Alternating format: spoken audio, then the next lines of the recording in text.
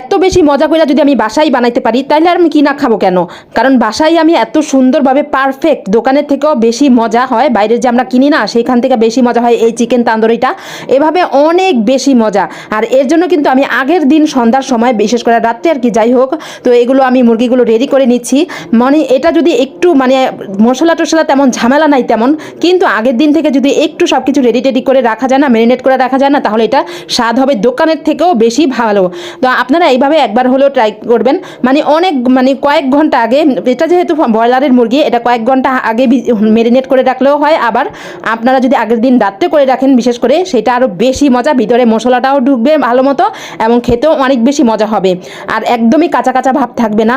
দেখা যায় আমরা কিনে খাই না, সেটাতে অনেক সময় দেখা যায় যে কাঁচা কাঁচা ভাব থেকে যায়। তো আপনাদের কাছে অনুরোধ, যদি ভালো লাগে আমার চ্যানেলটি একটি সাবস্ক্রাইব করে দিবেন। আমি অনেক কষ্ট করে ভিডিও বানাই, অনেক মজার মজার রেসিপি আছে, চ্যানেলে দেখে আসতে পারেন। আমার পেজটা একটি ফলো দিবেন, অবশ্যই লাইক দিয়ে কমেন্ট করবেন কেমন হয়েছে আমার আজকের রেসিপিটি।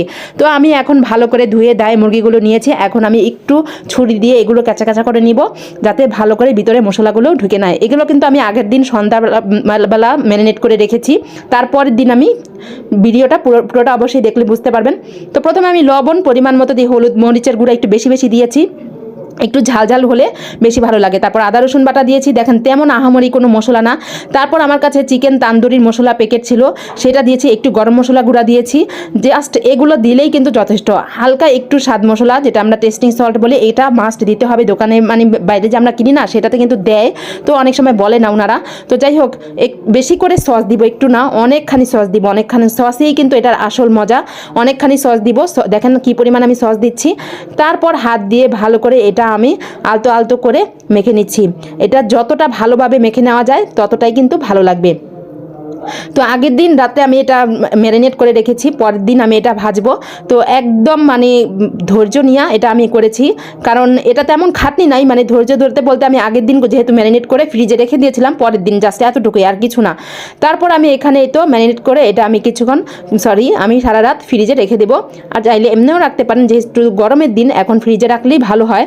তারপর আমি এটা ফ্রিজে রেখে দেবো। পরের দিন দেখেন, এই যে দিনের বেলার ভিডিওটা, তারপর আমি পরের দিন একদম, এই যে আমার কালারটা দেখেন কি সুন্দর, ভিতরে মশলাটা ঢুকেছে, একদম পারফেক্ট হয়েছে।